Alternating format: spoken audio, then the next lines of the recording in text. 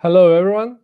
I'm glad to see you at our the first event made by Petersburg group and Munich and hello friends from around all our world hear us. So it was and we but now I'm together online, and we are making our international event. So great thanks to our sponsors who made it all this stuff possible.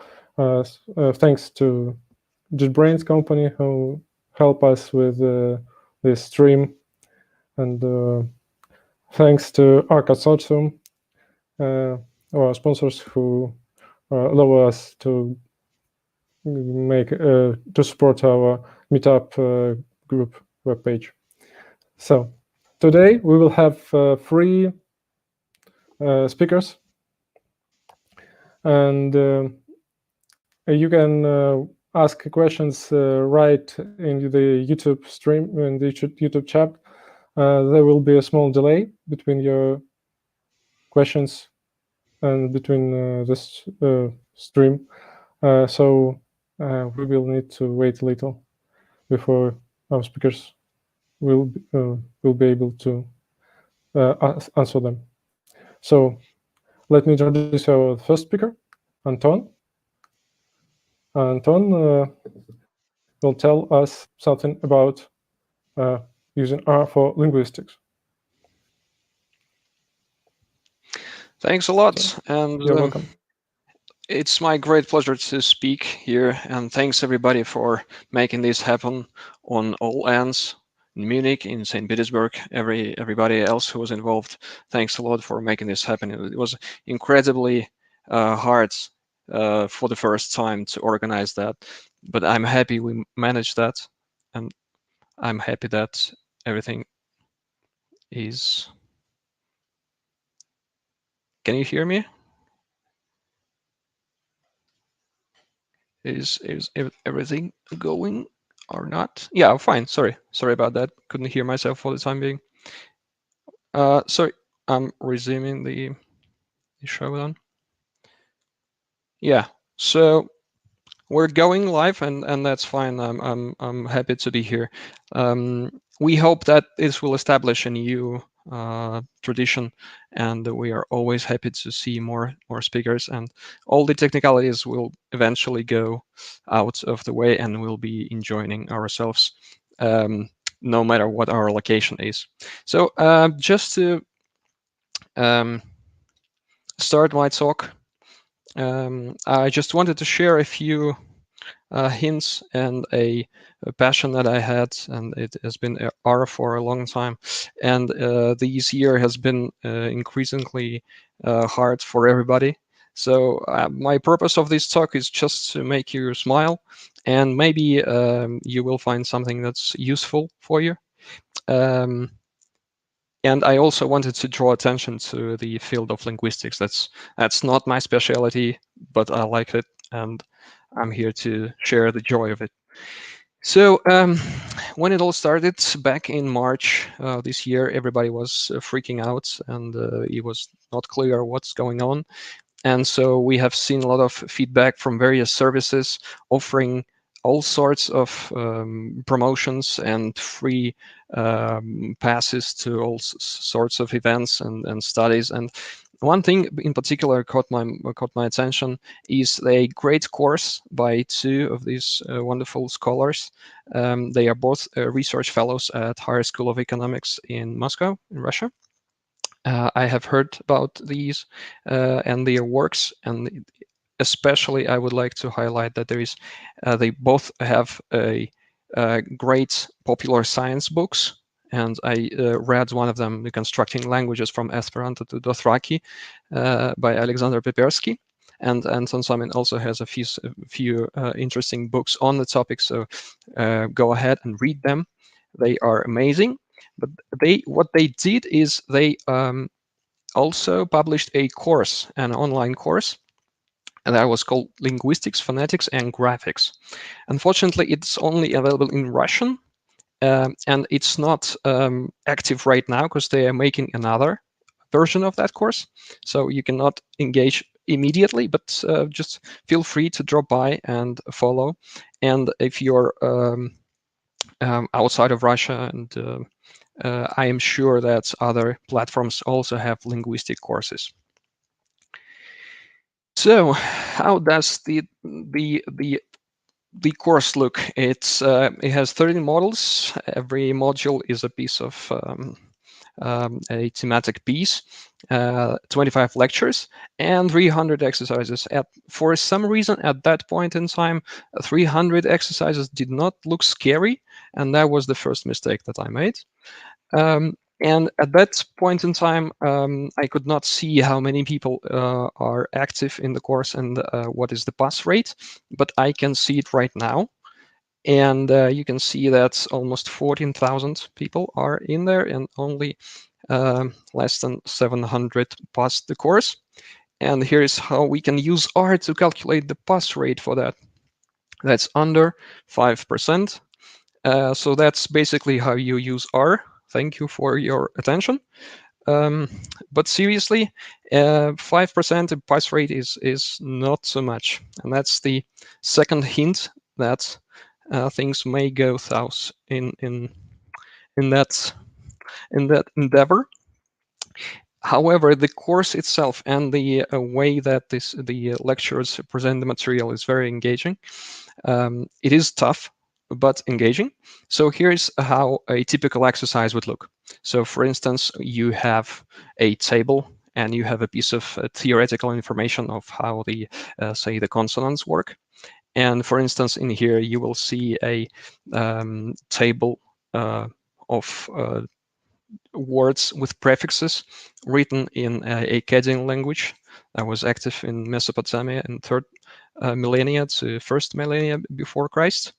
Of course, these are written in the Latin transcription, but anyway, that's how they sounded. So, and the exercise would be to fill in the missing pieces, provided the info that we have on left. And it usually goes and boils down to the fact that there is an underlying system, a strict set of rules that we need to uncover first and then just apply them to the missing pieces. These rules may be simple, or they could have 2, 3, or even 4 different steps. So overall, these are the types of exercises that we have to deal with during that course. And everything was more or less fine, and I was able to crack most of them, and I was able to pass that course. However, there was one particular task that I couldn't figure out, and I tried very hard, and I spent literally hours trying to crack it down, but I couldn't. And it was not required for me to pass that as well to finish the course, and I received my certificate. But still, there was just one task left, and I couldn't live with that. That's how I function. That's my problem, perhaps, but still, I managed to get something useful out of it. So here goes. Same idea, same principle. We have a lot of incoming text, and now it's in Tibetan, and it's a tonal language. So there are 4 tones, and there are a bunch of words. And once again, there are 7 words that we need to fill in. There are 4 categories, 4 tones, and 7 words. So what to do? The first thing is I tried really, really hard, and I wasted many hours trying to crack it down. All sorts of schemes I tried that did usually helped, but for some reason they didn't help here. However, I was more or less sure that I got to words with approximately 80% certainty. So that's something, at least. I tried Googling it. That's the second natural step, how to do it. It doesn't help, unfortunately, because these are the types of exercises that are, as I later discovered, these are the types of exercises that they use on regional and international contests for young linguists. And that's why these are extremely hardcore, and their presence in the net is basically non-existent, because they are only the texts, but no answers, no videos, whatnot. That's not a part of any academic course that you could somehow read about and find out. So I had to resort to other methods. So if I had seriously considered at one point to learn that language, to understand it, and I even found a dictionary. However, the problem is that they, once again, for that particular exercise, they are using Latin transcriptions. It's not possible just to find them in the dictionary. No luck there, but they found at least one word as an example of that tone. So I had just the third word is in there. And the last resort that we usually have is just to apply the brute force and try to figure out if it's possible to somehow fill it in. And jumping ahead, that also did not work very well. So I had to improvise. So I am a mathematician by nature, so first thing to do when dealing with brute force is we need to understand what is the complexity of that brute force. So we have n words and k categories. That's very simple. It's basically k to the power of n combinations. However, the thing is, it wouldn't be reasonable to present the user with a task having 4 categories where the answer only uses 2 or 3. So a natural restriction would be to have at least 1 word in each category. And that's, well, it's not so simple anymore, because these are the numbers of those combinations.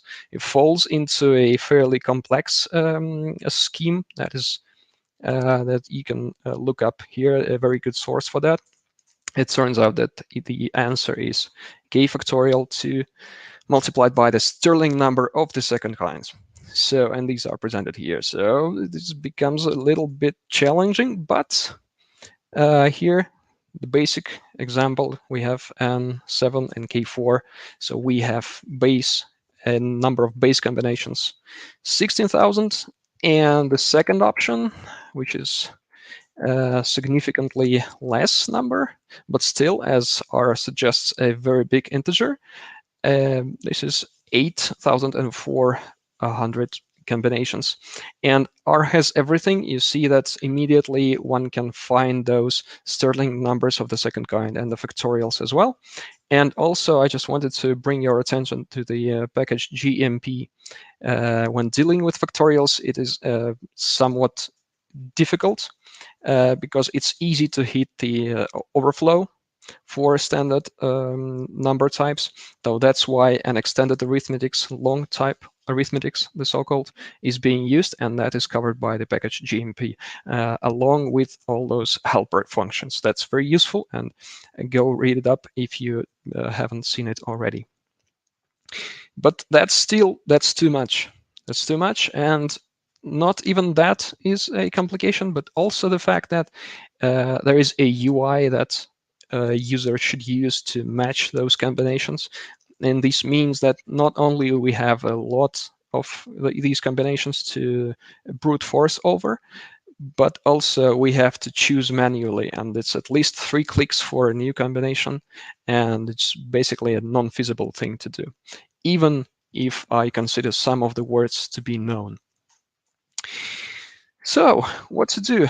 It seems like we've hit a dead end here, but not really, because I have had a similar experience. I was producing a similar course for the R language, and I knew that I had to design exercises for that course. And I also know that normally there is an API for submissions. So a website how it works. A user interacts with it and picks out the answers, and then an API call is being made to the submission system that judges if that answer is correct or not. So my action plan was to first find out if there is an API for submissions of that. Then I could try study the API request to find out if there is something useful in it, and do some deductive work. And finally, I could emulate the button press in R.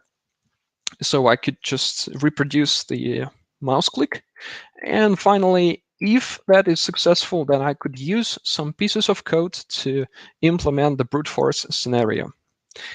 And after that, hopefully, I could just sit back, relax, and enjoy.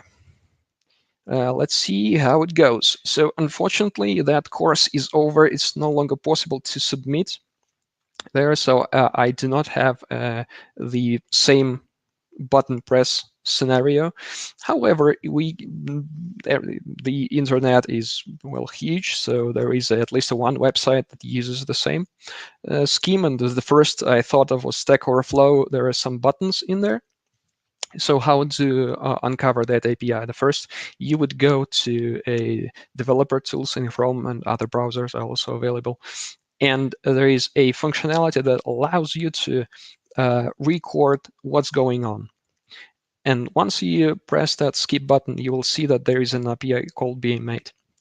And these are the red arrows that point to specific points of interest that are explaining what is going on. So here you immediately see that there is a request URL, a method, and a status code. That's the information that we will need to find out how it actually works. So just studying that request and all associated pieces that are also present in that developer frame or developer tools, we can see that there are several parts. First, the general that I showed before.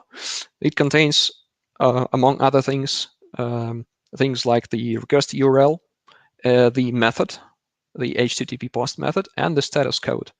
Now, the status code means that it does not mean that the submission was correct. It means that the request was valid. So the submission system understands and it is ready to process that submission and then return whether it is correct or not. So, but still, it is at least a request that the system recognizes. Now, I'm not a huge expert on the topic, but I will try to keep it as simple and go ahead and read more about that online. Plenty of sources. Everybody is working with internet technologies, so I'll try to keep it very simple. Within that request, it is being split into the so-called request headers, and these are also within that developer tools. And there are a lot of them. So, for instance, I just highlight some of them. For instance, the authorization part, we'll just keep that intact, as it identifies the user and who clicks the button. Also, all sorts of hints are in there. For instance, they accept what type of submission is expected. And here is the crucial piece, is that they use JSON. And the content length, 59, just remember that number and we'll deal with it later. The second part that actually contains the submission is sometimes called the request body or sometimes the request payload. So here how it works, I just was able to identify that this is the actual request marked as solution. Go ahead and check it. And you can see that there is several pairs of numbers. And the response that was received when I analyzed that call was, the verdict is the submission is wrong, in plain text. Okay, that's good. So what do these pairs mean? Well, I could just pick the corresponding numbers and submit, and see that finally I discovered that the coding scheme is very simple. So we have numbers from 1 to 11, and the first 7 are the column on the left, and the others are column on the right. So the pair means what types are connected, and that's it.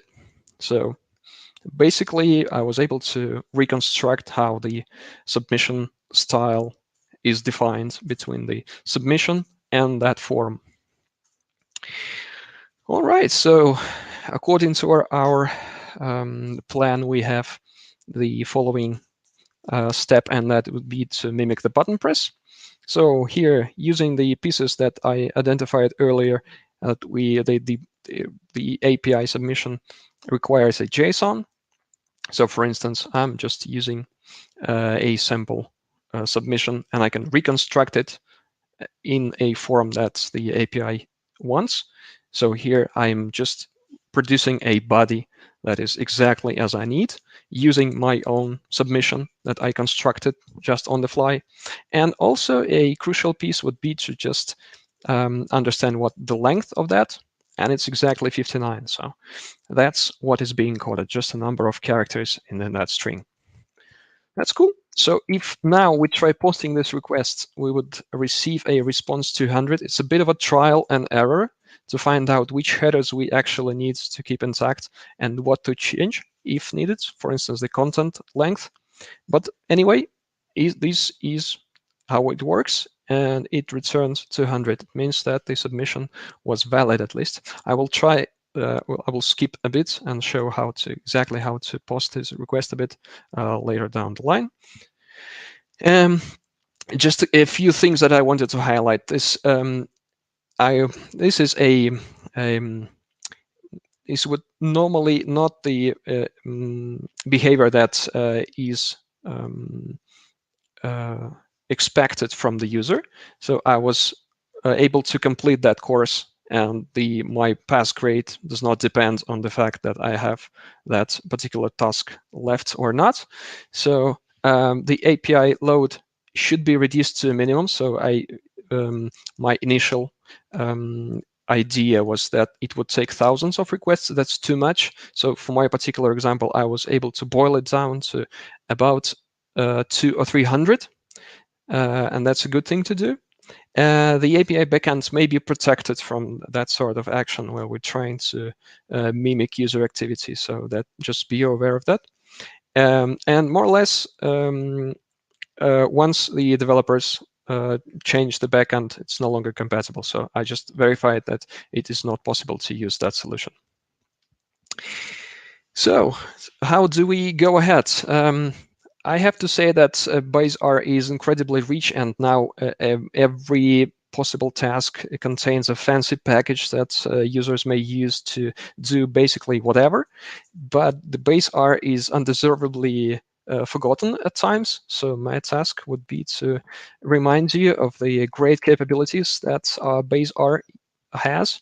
So for instance, it has all we need to reconstruct the possible combinations using the function expand grid. So it works. It's very simple. It just produces all the combinations.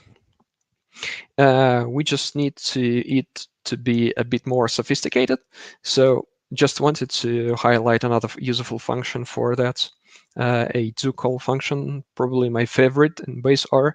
If I don't use it within a week, then basically my week is ruined.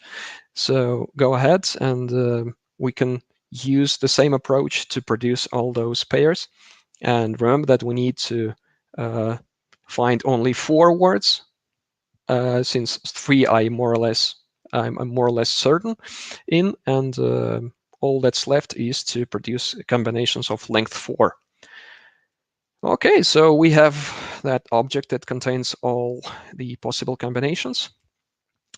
All that's left is to basically employ the existing machinery, the HTTR package that is an abstraction for HTTP requests.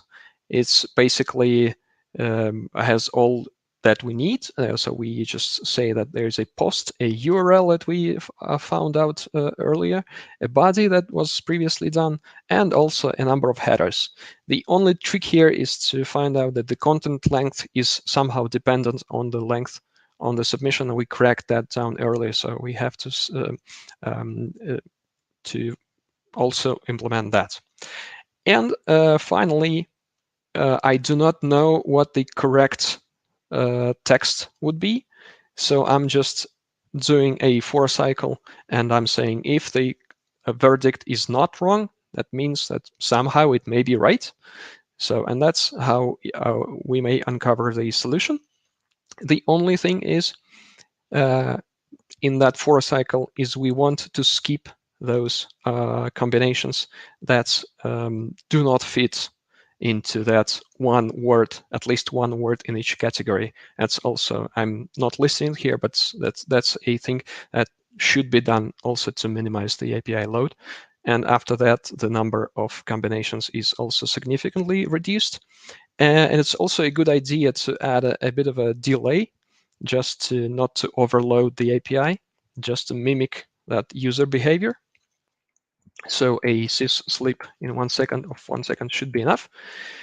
That's one I already mentioned. So we're skipping the combinations that we do not think are looking right. And so after that, it boiled down to at least about 250 combinations, and the correct answer was found out in 2 minutes. At this point, I'm seriously considering to, exchange the information on how to crack that particular task using the linguistic knowledge, and I'm seriously considering bargaining and exchanging it with your favorite beverage or something. So please let me know if you know how to solve it. Please feel free to reach out, and this particular talk is being stored along all other talks that I have at GitHub, and also feel free to reach me LinkedIn. Thanks once again for hosting this event. I know it's been quite a while once we gathered last time, and where I hope that this establishes a good tradition. And feel free to reach out if you think you would be wishing to speak. I just wanted to wish everybody a good luck in hopefully a good year 2021. So thanks once again. Merry Christmas and a Happy New Year for everybody. And I'll be switching back to the question pen.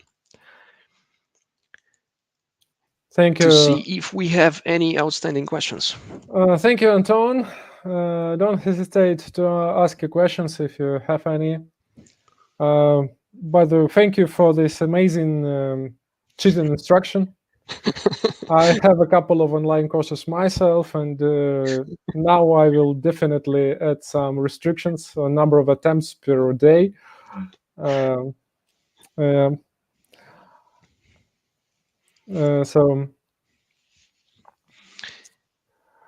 there are a couple of nice comments, like Anna Rutan writes that you can just copy a request as a curl string from your developer console in your browser and just use the curl.realworks.com tool to generate HTTR code, and then you can just use this code. Yeah, absolutely. Yes.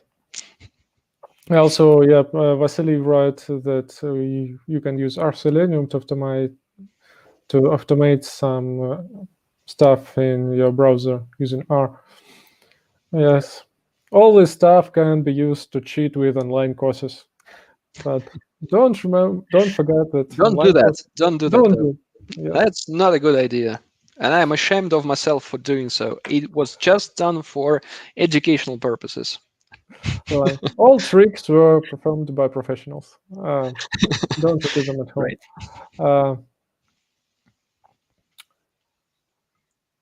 Any questions? So I think we can wait for 20 more seconds. Oh, we have.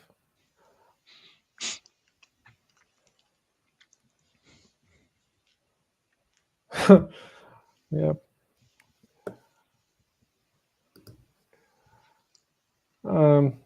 So I believe that's it. That's fine. Thanks a lot.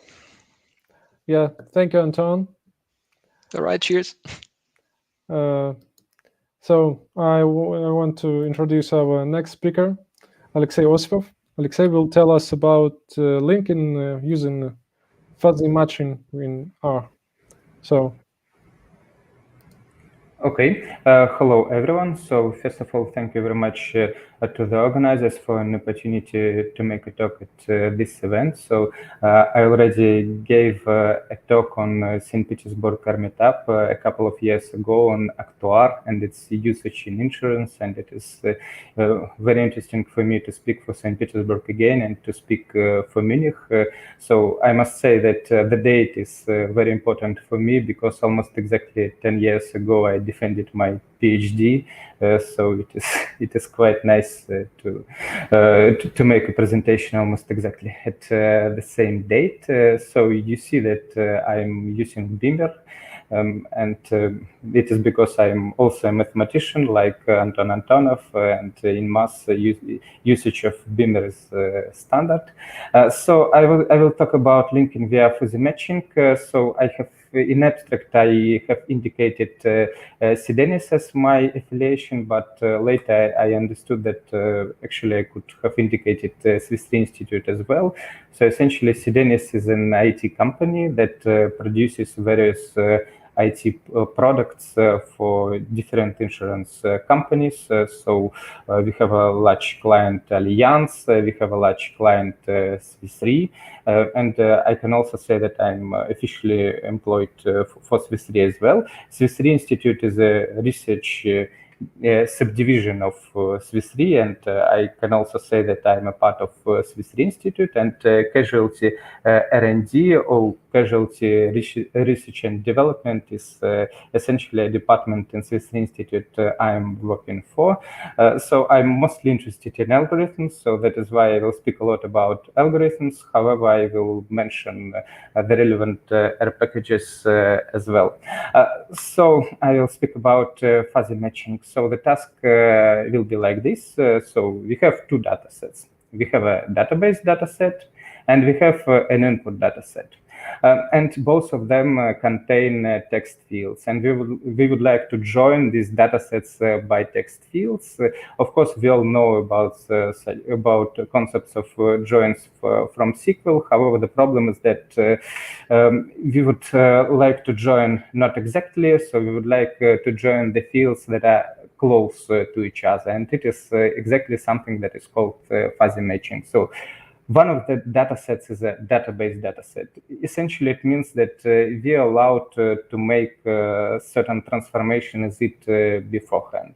And another dataset is an input dataset. It means that essentially it comes to us on the fly, and we should work with it more or less in a fast way. So it comes to us all of a sudden. So I will speak about three test cases, or better to say three use cases that I had to solve during my work.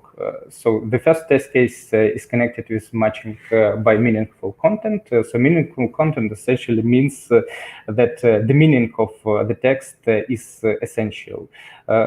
So we take into account synonyms. So for example, if in a text we have king, and in another text we have sovereign, then we say that, okay, these strings are close because king and sovereign have essentially the same meaning.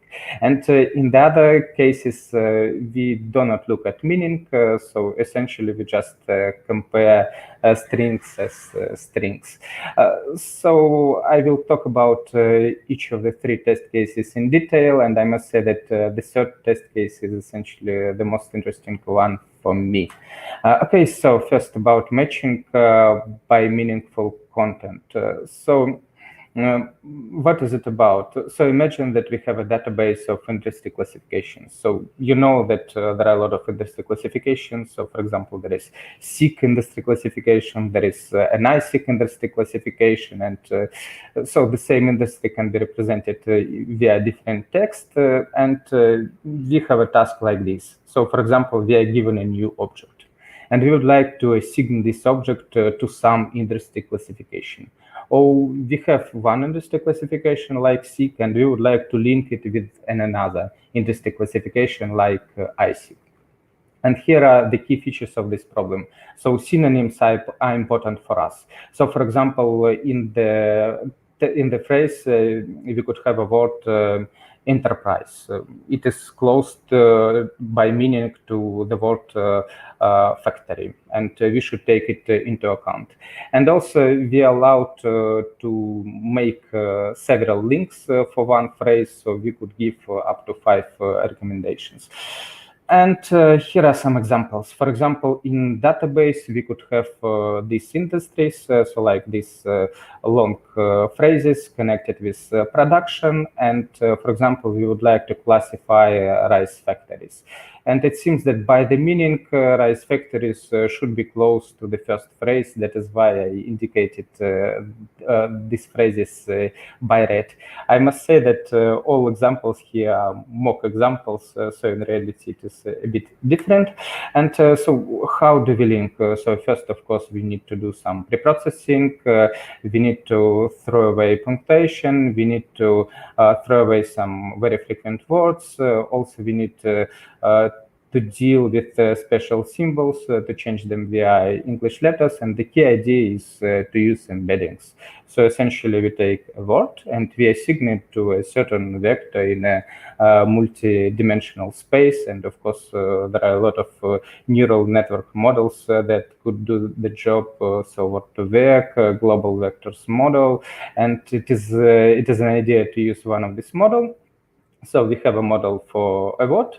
And then we just calculate an embedding for a phrase, for example, by averaging. And so for each phrase in the database, we have a certain embedding, and then we are given an input phrase or a data set. And so we just iterate through our base and we compare embeddings, for example, via cosine similarity. Also, it is possible to calculate, to use other embedding models. So, for example, Doctorvec model is a good example. And about the relevant R packages, so of course it is an R package Word2Vec. There we have Word2Vec, we have Doctorvec, and also there are two more sophisticated packages that could be used to tackle this problem as well. So, and via this approach, we are able to handle synonyms. However, there are situations when handling synonyms is a bad idea. So when synonyms are different words for us. So for example, this is the test case 2. So we have a database of large companies. Think, for example, as a Forbes list of large companies. And we would like to understand if a certain company belongs to the database. And the problem is that a company can be written in a number of different ways. And quite often the words like LTD or LLC or AG are important because quite often if a difference is only in this word, it is a different company. So key features is that all names are not so long because we are talking about companies, and it is possible to have misprints, okay, because we all are humans, and in the input data we could just make a mistake, and so we could misprint the company name. And the same name can be represented in different ways, and we should not look at the meaning of the phrase, so we just should compare how the lines are written. And we should try to take into account more or less all words. So here are the examples. So for example, in the database, we have data like BP PLC, BHP, British Petroleum. BP is an abbreviation of British Petroleum, and we would like to link a phrase BP Amoca PLC. So essentially, we would like to link BP Amoco PLC and BP PLC, and we will not be able to link it with British Petroleum. Also, essentially, BP means British Petroleum because of the lines are just too different. So how one could resolve this problem? So of course, first we need to do again some pre-processing, some normalization. We need to throw away the punctuation. We need to take into account some very frequent words. We need to take into account special symbols, and the key idea is to use fuzzy matching. So essentially to calculate string distances. So we iterate through our database, and we compare the input text phrase with the phrase from the database, and we calculate certain string distance. So here I have indicated some very popular string distances. So for example, Jacquard similarity, it is essentially the ratio of common terms, so the ratio of common words.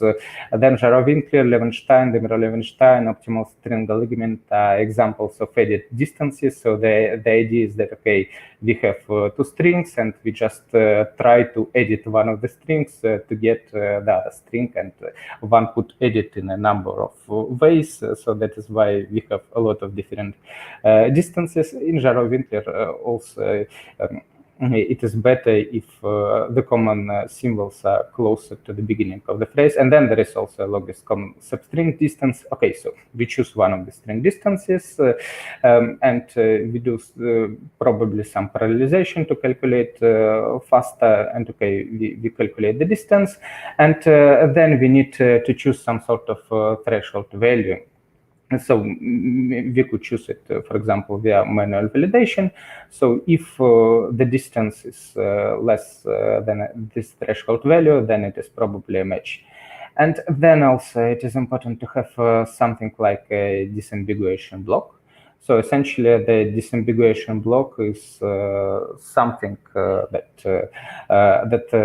says that, okay, if we have if you have one input phrase, then we do not want to assign to two large companies. We need to choose one, and yes, it could be also done in a number of ways. About relevant R packages, of course, it is a R package named stringdist that has a function named stringdist, and there are a lot of fuzzy matching metrics implemented in these functions. So essentially, all the metrics mentioned before are implemented there, and some other metrics are implemented there as well. Then also one could use hash or hash map. These are some other packages for work with associative dictionaries, just to work with the database in a better way. And also I would like to speak about Megalodon. So you know that Megalodon is a prehistoric shark, and and this prehistoric shark was hunting for whales. And also Megalodon is an R package, so it is produced in Swiss Institute, and as far as I know, its maintainers would like to do it open source as well. So I worked on it at a certain stage, but not so much.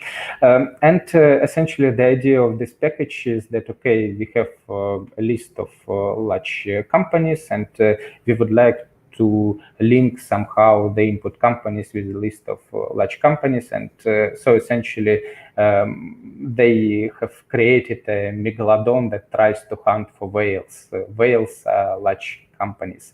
And the algorithm of Megalodon is more complicated than the algorithm from the previous slide, but I just wanted to list the previous one for the simplification.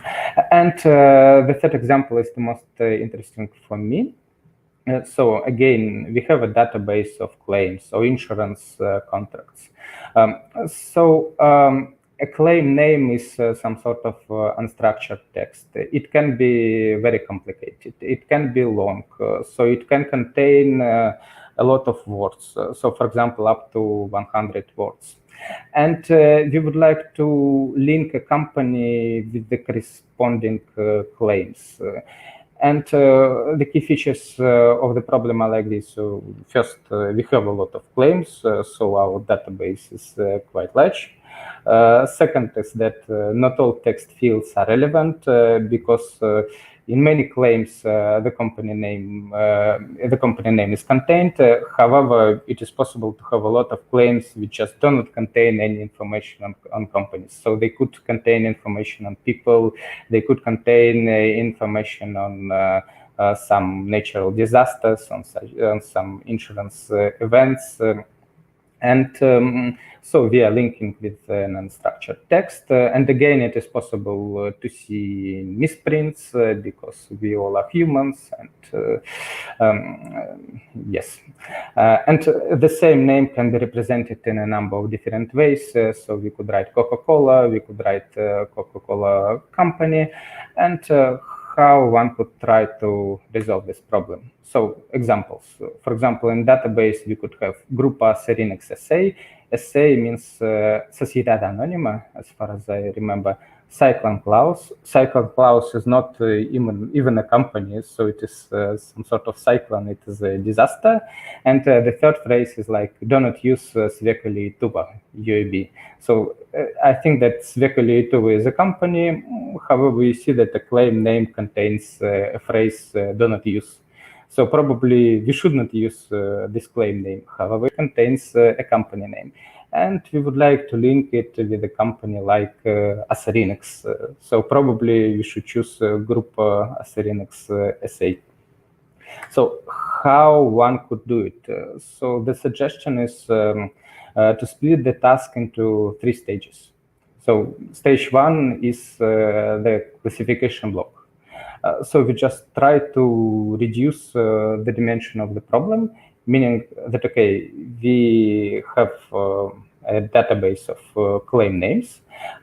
However, we know that not all of them contain the data on company names. And we would like to throw away the noisy entries, just to reduce the dimension of the problem.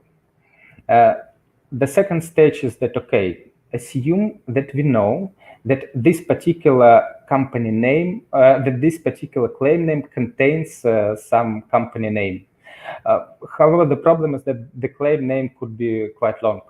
We would like to a bit reduce the claim name. So we would like to extract some sort of substring that contains the company name. So it is an entity extraction block. So we just take a string that contains a company name from our point of view and try to choose its subset that also contains the company name. And the third stage is essentially the linking stage. It is something very close to test case 2. So we just have a subphrase that contains the company name, and we would like to link it via fuzzy matching with some company name. So how one could do it? So classification block is something that is close to a machine learning problem. So essentially, we have a database of claims, and there we have a lot of interesting features. Okay, we have the source of the claim, we have a type of agreement, we have a type of insurance contract, we have some info on industry. So we could use these features in order to understand if a company name is contained in the claim name. We could extract a lot of interesting features from the claim name. So it could be the number of words, it could be presence of special characters. We could look at presence of some keywords in the claim name. So for example, if AG or SA or company or group is present in claim name, then most probably the claim name contains some information on company. But if claim name contains words like do not use, Mr., Mrs., I don't know, damage, theft, then most probably it doesn't contain the information on company name. So we have a lot of features. So we process these features, so we standardize them, we use multi-label encoding, and then we just choose some random data set and we manually label it, and we have a supervised classification problem. So we would like to predict, is it 1 or 0? Is it a company or noise? So does claim name contain a company name or not? And we could use some algorithm to solve this supervised classification problem. So for example, XGBoost is a perfect algorithm.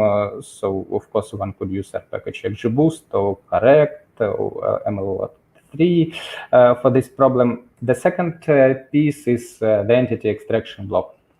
Okay, so assume that we know that a company name, that a claim name contains the company name.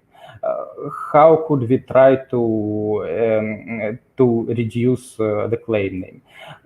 Well, okay, one could use a pre-trained neural network model to do this job. So, for example, there is a space named entity recognition model. So it works like this. So we have some sort of text, and the space named entity recognition model just marks certain parts of this text as suspicious. That is, as the parts that contain the information on company. So we could just take broader parts just to be on the safe side, and if the space named entity recognition model doesn't find anything, so for example, we could take the whole claim name.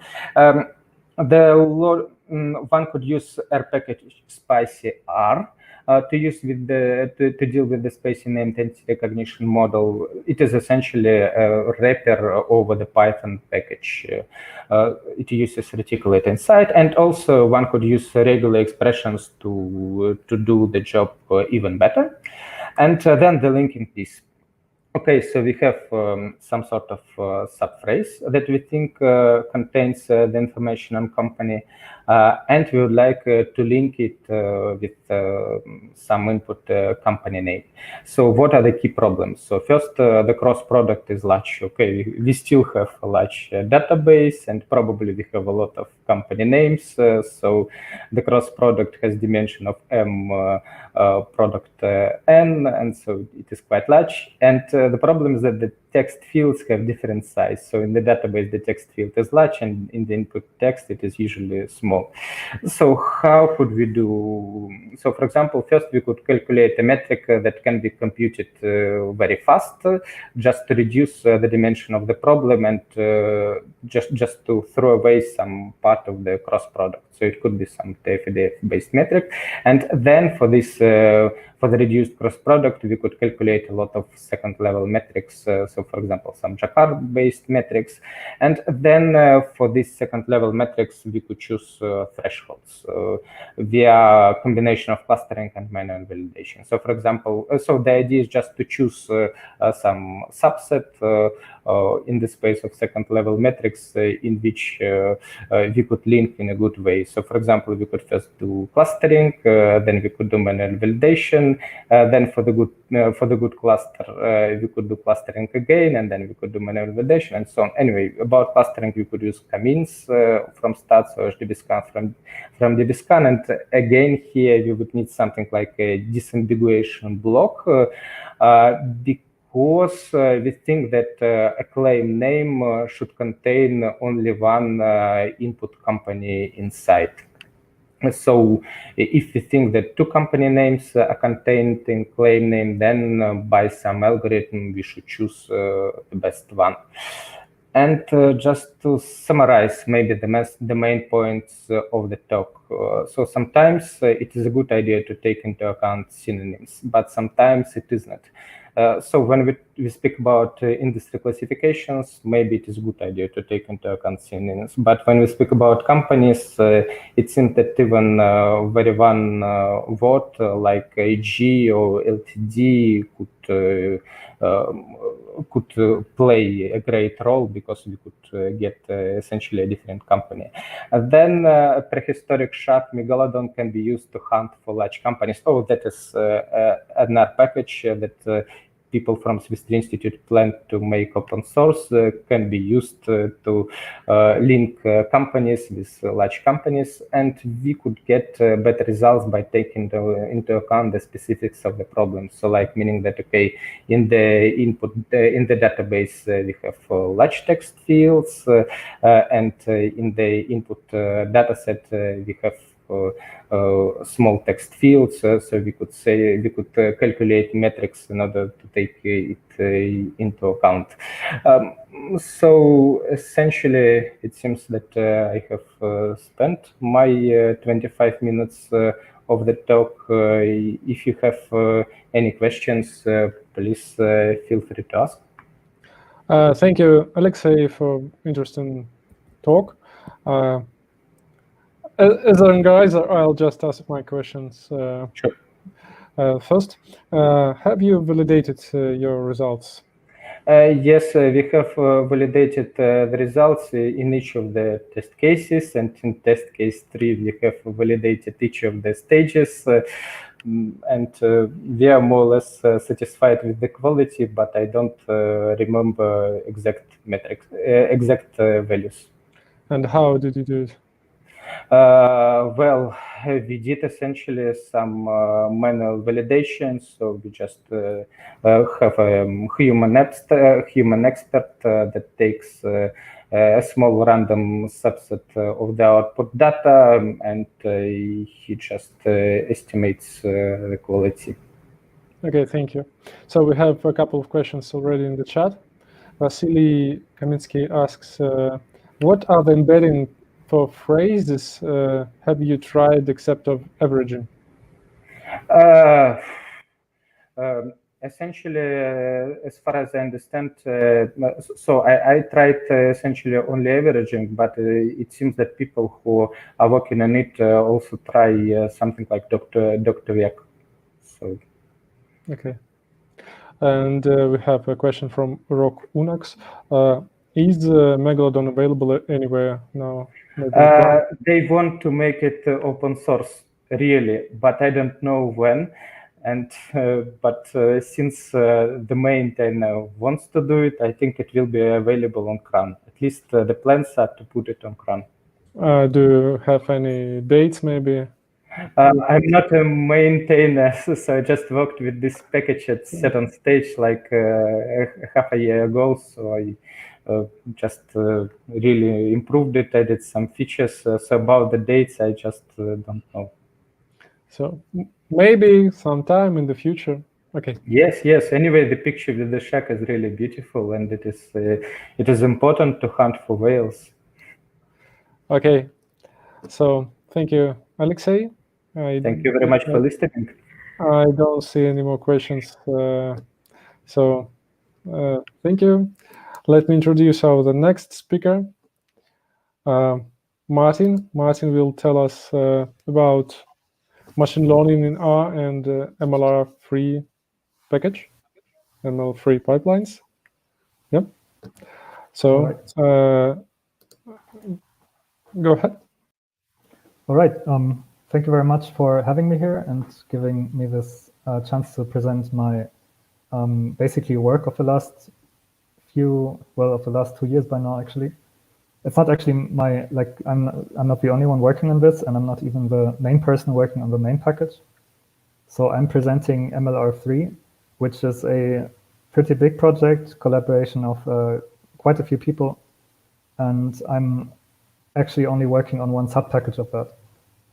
And I'm trying to present today MLR3 in a, as an overview. So I want to give you an overview of MLR3 and what are the cool things that you can do with it. And I want to motivate you to look deeper into it and to read the documentation for it, because to be realistic, there's no chance I would be able to teach MLR in half an hour. But I think I can give a very good picture of why you would want to use it, and that you should definitely try to look more into it.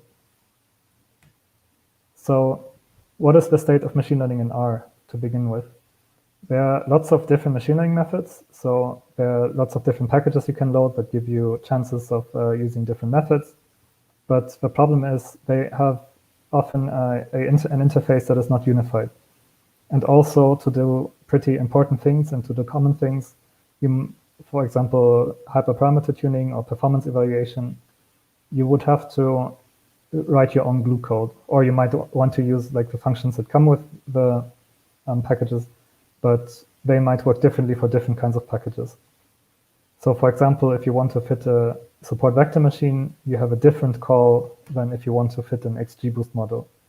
For example, like here you have to put the data in a different format.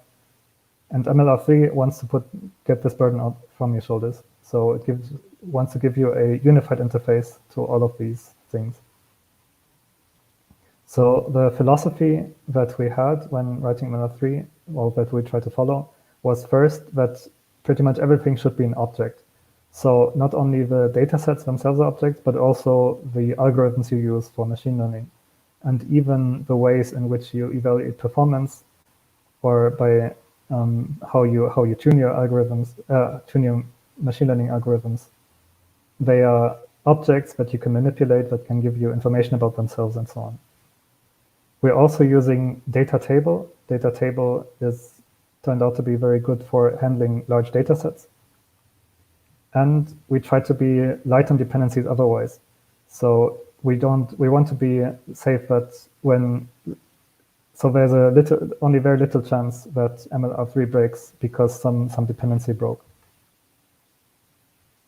And MLR3, as I already said, is quite big, and I hope I don't scare you with this picture. This just means that if you have a special need, for example, you want to do deep learning or you want to do forecasting, there might be an R package in the works for you to solve your kind of problem.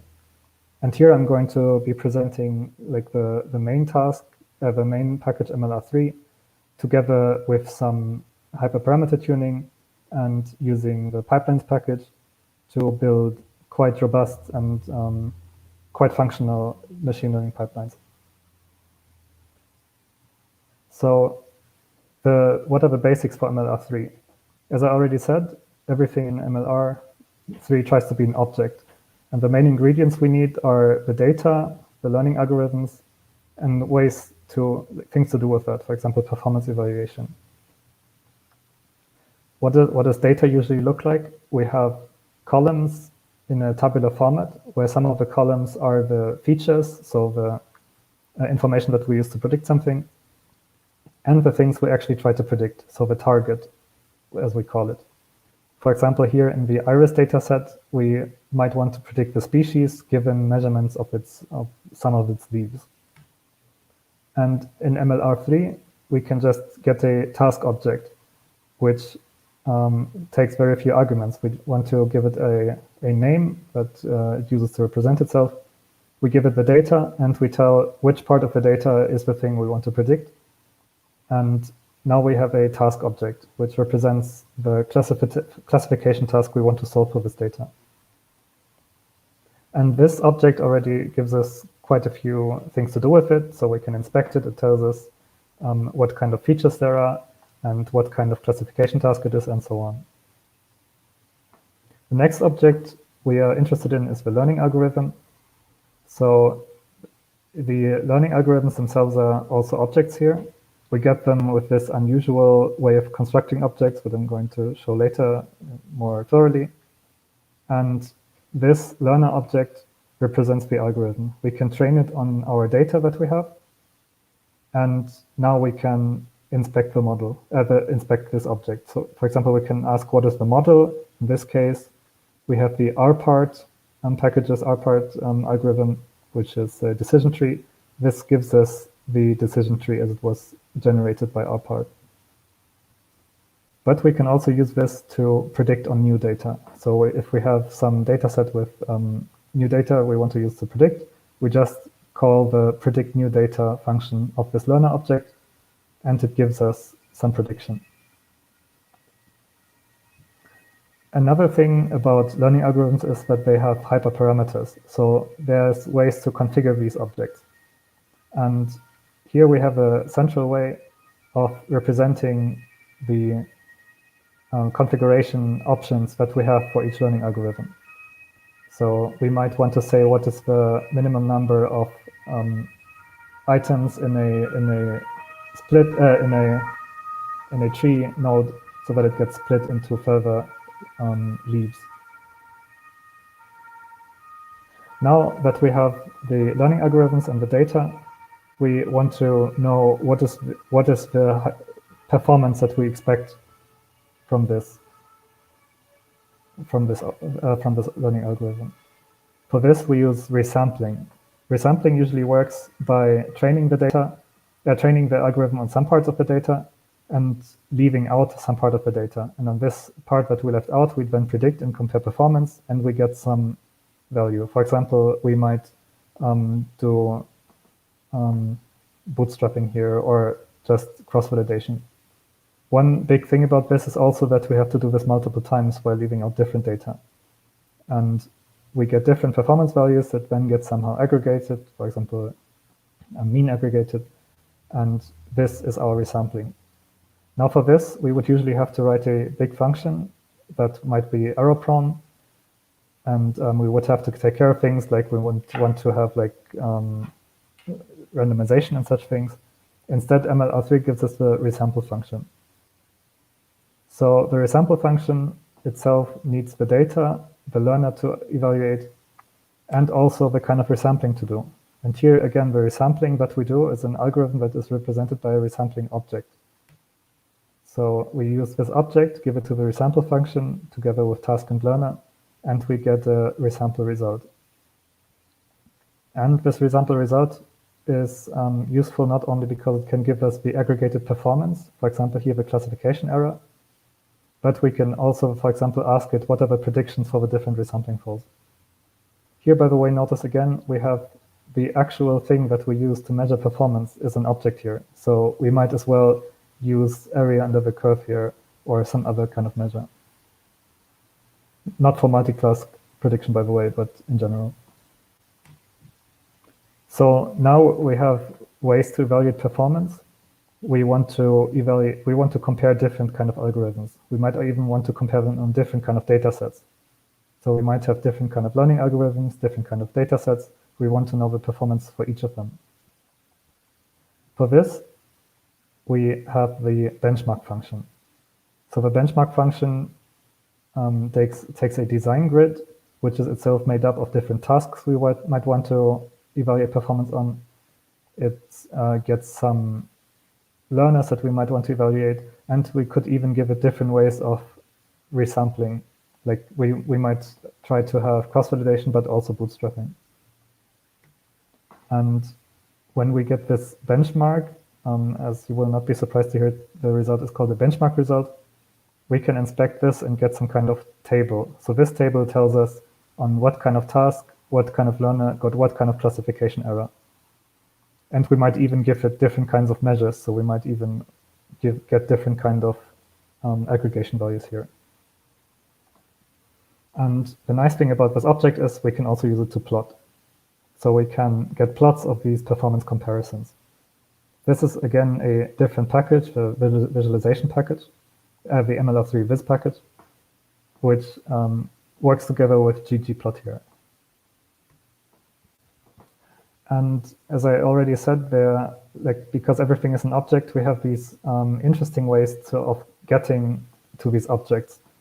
We're not using the R6 standard way of using $new most of the time. Instead, we use short form constructors, which take this shape here. So if we want to get a learner object, we just call LRN with the name of the learner we want. If we want to do resampling, we call RSMP with the resampling we want. And we even have built-in task, so data objects that we can use to experiment. For that, we have a TSK short constructor. And you can ask these constructors what kind of objects there are. For example, we can ask what are the kind of different tasks that we have.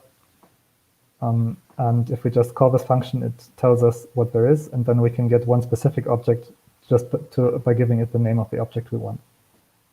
And this not only works with tasks, but it learns with basically all of these objects and even more, which I'm going to present later.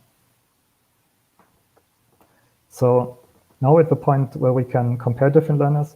And I've already told you about hyperparameters. One crucial part of machine learning is that hyperparameters often need to be set specific for the problem that you have at hand. And for that, we might want to, maybe you have a lot of experience and you know exactly what hyperparameters you need for a data set, but most of the time that's not the case. And often you want to try different things, like different algorithms that you don't know so well. So it's good when the computer can do this for you by doing hyperparameter optimization. So here we use optimization software, for example, just randomly trying things, but also, for example, genetic algorithms to get to good performance values without needing much user intervention. And here we use the MLR3 tuning package, which is part of the MLR3 ecosystem, together with a black box optimization toolkit, which is also our package. It just doesn't follow the naming scheme very well. So how does tuning usually work? Here a small animation just to convince you that tuning is something that is not that easy. Often we have to have some way of suggesting hyperparameters to try, so a certain configuration to try. And with this configuration, we want to get some kind of performance.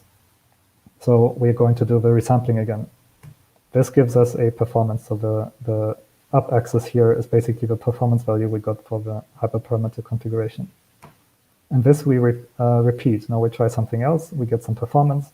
We try something else, we get some performance, and so on, until we decide that we have optimized enough. For example, we get performance that's good enough, or we have set a certain time limit. And here, now it's good that MLR3 puts everything into an object, because we can configure this tuning apparatus just by using objects that say what to optimize and how to optimize it, and what even to measure, on what kind of data set, and so on. So even the tuning algorithm itself is an object in MLR3. And we also have the terminator object, which tells the tuning algorithm when to stop optimizing. So in MLR3, tuning works by first specifying a search space. So we want to tell the algorithm what are the hyperparameters we want to optimize and over what ranges. For this, we have quite a nifty way of representing hyperparameter spaces. So we just have a PS for parameter set function that can get different parameters. It can list different parameters, and these parameters get certain types and ranges. So we might have numerical parameters, the parameter double. We might have discrete parameters, the parameter factorial with different levels, and we even have logical parameters. And if there's something that doesn't fit, there might be an untyped parameter as well. In a short example, I'm going to show how to optimize the K hyperparameter of the KNN algorithm. So for that, we would have to specify that we're optimizing the K parameter, and we're saying it's an integer value between 1 and 20. And just like that, we have now defined the search space for optimizing this learner. And another ingredient we need is the termination criterion. And here again, we have objects. We have different ways of terminating our tuning. And we can get one of these objects by using the TRM short form. And at last, we also want to say what algorithm we actually use for optimization. Here we again have a short form, TNR, for tuner. And we could get, for example, the grid search optimization algorithm. But the grid search does basically equally spaced, uses equally spaced values of hyperparameters. It is, if you have a large hyperparameter space, actually not a recommended algorithm. Then you should use more intelligent optimization algorithms, which are also implemented or being implemented for MLR3. But for this example, it works very well. So once we have all of these objects set up, we can get a tuning instance, which represents everything that happened in our tuning run. So we have the task on which we optimize, the learner that we want to optimize. We have the resampling method that's used to evaluate performance. the measure that is actually being optimized, so classification error here, the termination, in this case none, because grid search that we're going to use has its own limit of numbers of evaluations, and the search space, which I showed you before.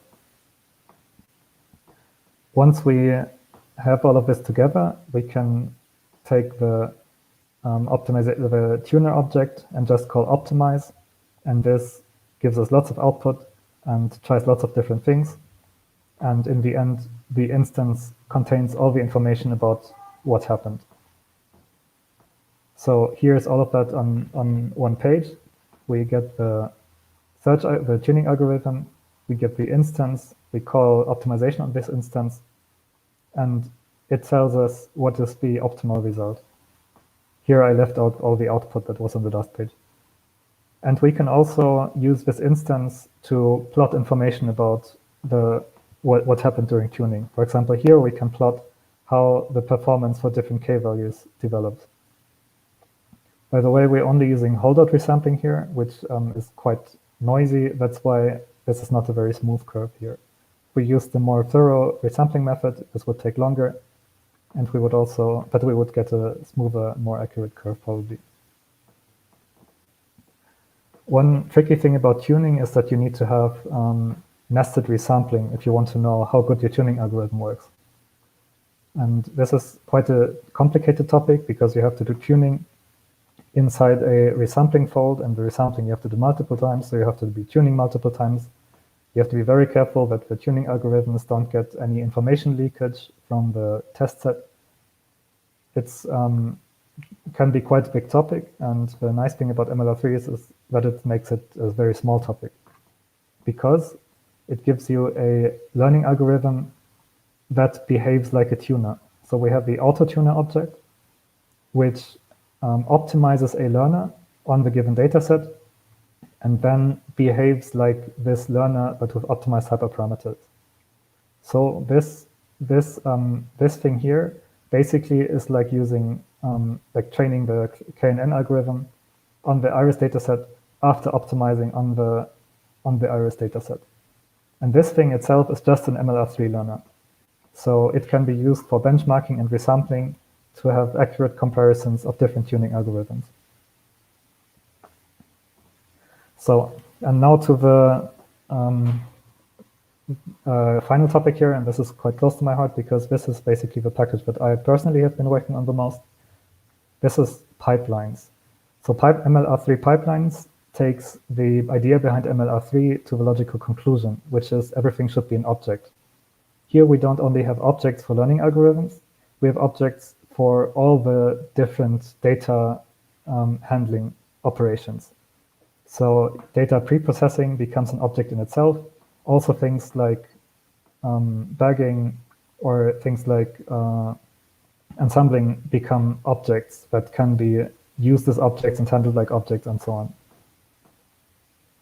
So if we look at machine learning workflows, what should they look like? Here we say we have certain operations that do stuff to data, and we have the connections between these operations that tell us what is the data doing after it has been handled by a certain operation. And the first thing, the building blocks, we call a pipe operation. And the second thing, the structure of all of this, we call a graph object. So we have pipe objects, which are contained in graph objects, and the graph object also contains information on how to connect all this stuff. So pipe operations, they're basically like functions in a certain way, except they have both a chain and a predict part, and they might have multiple inputs, but even multiple outputs. So there might be operations that generate different kinds of data that are then passed on to different other operations to get this graph structure. And there are quite a few pipe ops. So I haven't, it used to fit on this slide. There are like the typical data preprocessing operations like scaling or doing PCA, but there are also, as I said, more meta operations like ensembling or path branching. So what are the graph operations? So how do we build graphs? Now we have the pipe operations, but we want to turn them into graphs, or we want to put them together into graphs. So for that, we basically have two different methods that are the main role. First, we have a way of concatenating objects using the arrow operator. This one is inspired by the Magritte operator, but it does something else. It doesn't do function concatenation. Instead, it concatenates pipe operations. Also, we have the graph union operation, which puts basically pipe ops next to each other. And with these two operations, we can use them to build quite big graphs. So here is an example, but in theory, there's no limit. We could go much bigger than this. So what does a simple linear operation pipeline look like? For example, we might want to do scaling, factor encoding, and median imputation as pre-processing, and afterwards want to fit a learner.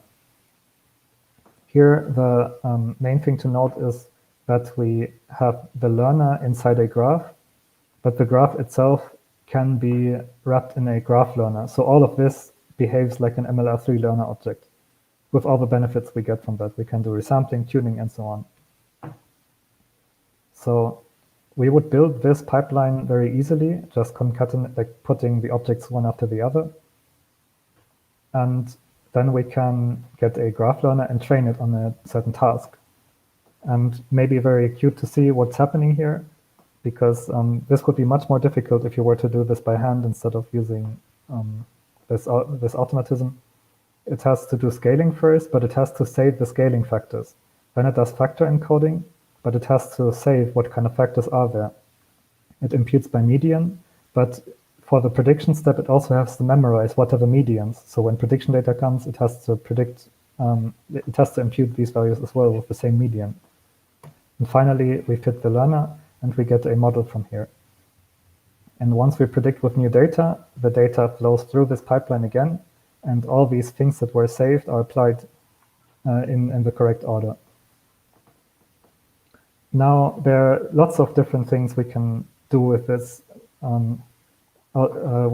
machinery. And as I already said, there are pipe ops with multiple outputs and inputs. So we can do things like bagging. And it's very easy to build this kind of pipeline. We can do things like stacking, where different learners are trained, but then the trained models are themselves used to become features in a new machine learning method. Sorry. And we can also do alternative path branching, where we might be using a tuning algorithm to select whether, for example, PCA or ICA should be done here. And all of this also has dictionaries and short forms. Even for frequently used patterns of pipelines, we have a way of representing them. And we have a quick access form that gives us these frequently used patterns. So if you want to do bagging, you don't have to memorize what this looks like. You can just use a short form for that. Now, a very quick glimpse on what AutoML would look like with this. So, and it's actually much easier than you might think now. What does AutoML mean? We want to do automatic machine learning. We want to configure the whole pipeline of pre-processing of what learner to use, what algorithm, and what the hyperparameters are, and just automatically tune that. And for that, we now have all the ingredients. We have the pre-processing steps, machine learning algorithms, and the tuning algorithm. And I'm going to rush through this a little bit, but we already know how to build a graph learner. We already know how to do tuning. All we need to do for automatic machine learning is to build a graph that represents the AutoML pipeline we want to tune. It would look like this, and I showed this before. We would give it hyperparameters, and we would give it we would say which of these hyperparameters should be tuned and on what ranges. And then we could just call tuning, and we're done. Now we have some automatic machine learning going. Oh, like there's some details left. For example, you want to make it robust, and what do you do when stuff crashes and so on. But there's even a package for that in the works that would solve all of this for you. So what is the outlook of MLR3? We are still working on it. There are things that can improve. And besides MLR3 pipelines, we also get better tuners. We also get more packages in the MLR3 ecosystem. And I've already shown this. This is constantly growing. And while some of these packages are more done than others, there are lots of people working on this and lots of people improving it. So, and to finish, as I already said, I want to mostly motivate you to look more into this. How can you look, what are the resources you can look at? These are the main things where you can get started. So I invite you to look at the MLR3 book, which is a long text form introduction to all the different things you need for the things I presented just now. There's also the MLR3 gallery, which just gives lots of different practical examples on how to solve specific tasks with MLR3. And there are so-called cheat sheets, which are just small, 1 or 2 pages for each package that tells you how to use it.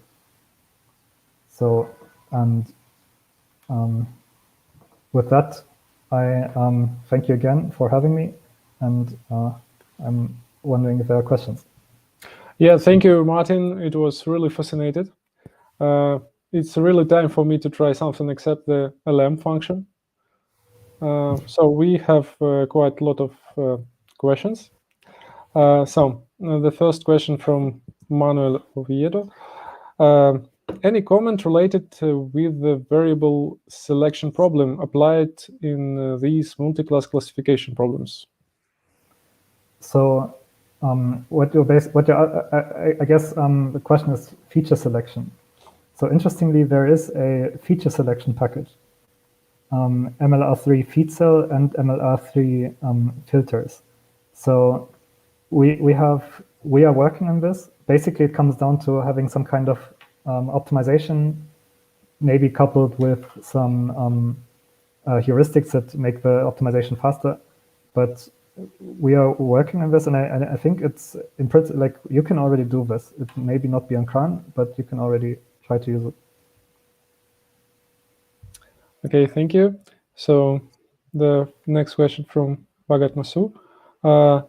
Does the package support oversampling and undersampling techniques to handle imbalanced data in multi-class classification? So can you repeat that? Sorry, there was a... Does the package support oversampling or undersampling techniques to handle imbalanced data in multi-class classification? Okay, yes. Yes, there is. So this is the nice thing. This is built into MLR3 pipelines. So one of these pipe operations is actually a balanced sampling pipe op that can do oversampling or undersampling, or even other things like SMODE to get balance into the imbalanced data sets. Okay, the next question. Does ML3 have a radically different philosophy than MLR previous packages? So this is an interesting question. MLR3 is basically built on the things we learned from developing MLR. So I would say the basic philosophy that things should be an object is the same, but we also settled for R6 now, which makes for example, makes the namespaces much smaller and neater. So you don't have to memorize what are all the functions we need for doing this or that with the object. We just have the object, $ tab key, and autocomplete tells us what we can do with it. So, but the basic principle of machine learning unified and with objects, I would say is the same. Okay, and can we see a fair comparison between RStudio tidy models and MLR3? So we know we have to do this comparison because we know they are the other player. The problem is I don't think I would be able to give a fair comparison now because I don't know tidy models very well. I think they follow quite similar, they have similar design choices at quite a few places. And and they also have some differences, but unfortunately, I don't know them well enough to give a good comparison right now. Okay. So, any thoughts on how to deploy trained models and pipelines in production? On how to deploy them? Sorry, what? Any thoughts on how to deploy trained models or pipelines in production?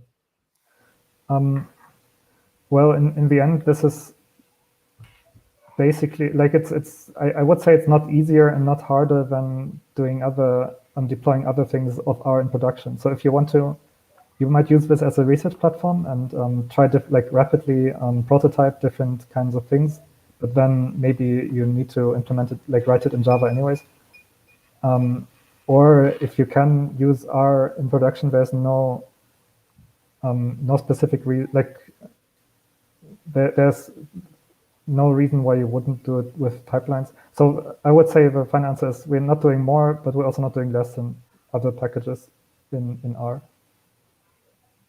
Okay, so how do you usually do it? So deploy pipelines in production, or? Yep. Well, I'm a researcher myself, so my production is basically writing research software. Okay. I would say it very much depends on what production means for you, and how if you can even use R in production and so on. Okay, it's quite a fair. Okay, so thank you, Martin. Thank you again. I don't see any more questions. Thanks for having me. Yeah, it was nice to have you. So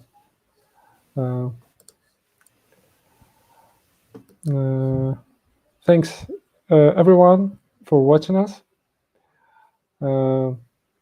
It was a nice evening. It was a nice meetup. So I want to say great thanks again to all our sponsors, to JetBrains for helping us to organize the broadcast and stream, providing us with platform. Thanks for our consortium for support of our user group and providing us with the meetup.org webpage. And thanks to our friends from Plydar Munich user group who helped us and joined us today. So great thanks again to all the speakers. I think we are done for today.